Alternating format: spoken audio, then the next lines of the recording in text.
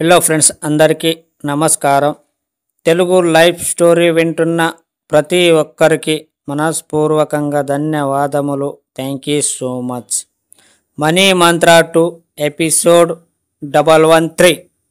పూరి జగన్నాథ్ సినిమాల్లో మనకి కఠినత్వం కనిపిస్తుంది, కానీ రామ్ గోపాల్ వర్మ సినిమాల్లో కొన్ని తప్ప మిగతా వాటిలో ఎందుకు తీశాడురా అనిపిస్తుంది.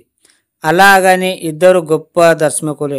పూరి అయితే కళ్ళకు కట్టినట్టు చూపగలడు, వర్మ అయితే తికమక పెడుతూ చూపగలడు.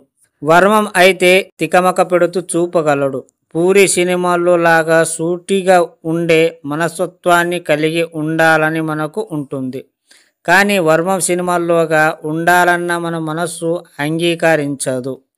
కానీ గురువు శిష్యులు ఇద్దరి దారి ఒక్కటే, ఒకే మనస్తత్వం. పూరి సినిమాల్ని తట్టుకునే శక్తి మనకుంది, కానీ వర్మని భరించలేం. ఎందుకంటే మీలోని మీకే తెలియని ఎన్నో ఫాంటసీలు, నెగటివిటీ రోల్స్లు మీరే భరించలేక అసహ్యం, భయము మిమ్మల్ని నిస్సహాయ స్థితిలో నిలుపుతాయి. కానీ ఎప్పుడైతే మీరు వాటిని అంగీకరించడం జరుగుతుందో అప్పుడే మీ మనస్సు స్థిరీకరిస్తుంది. తరువాత మీకు మీరుగా జీవించడం నేర్చుకుంటారు.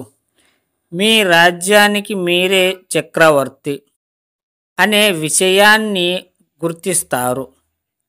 స్థిరీకరణ చెందిన మనస్సు సరిగ్గా ఆలోచించడం మొదలవుతుంది. అప్పుడే సరైన ఆలోచనల ద్వారా మీ జీవిత గమ్యాన్ని చేరుకుంటారు. కాబట్టి ఇతరులను విమర్శించే ముందు మీలోని నెగటివిటీలని ముందుగా యాక్సెప్ట్ చేయండి. అయితే కానీ మీరు ఏమీ సాధించలేరు. సో మీకు అనుకున్నది సాధించాలి అంటే కొన్ని విషయాల్లో మీరు మూవీ చూస్తున్నప్పుడు, ఒక 2 గంటల మూవీని చూసినప్పుడు ఏదో ఒకటి మీరు నేర్చుకోవాలి. డబ్బులు పెట్టి మూవీకి వెళ్ళినప్పుడు మీరు డబ్బు పెడుతున్నారు అంటే ఏదో ఒక ఎక్స్పీరియన్స్ మీకు దొరుకుతుంది. ఒకవేళ మీరు ఎక్స్పీరియన్స్ రాకపోతే మీరు డబ్బులు పెట్టి వేస్టే. ఎక్కడైనా సరే మీరు ఒక మూవీకి వెళ్ళినప్పుడు ఆ మూవీలో ఎలా ఉంటుంది, కొన్ని డబ్బుకు సంబంధించిన మూవీలు మీరు ఎక్కువ శాతం చూడాలి. బిజినెస్ లాంటి మూవీలు లేదా డబ్బు గురించి ఇలాంటి మూవీస్ చూడండి ఎక్కువ. ఎందుకంటే అలాంటి చూసినప్పుడు మీకు నాలెడ్జ్ అనేది వస్తుంది.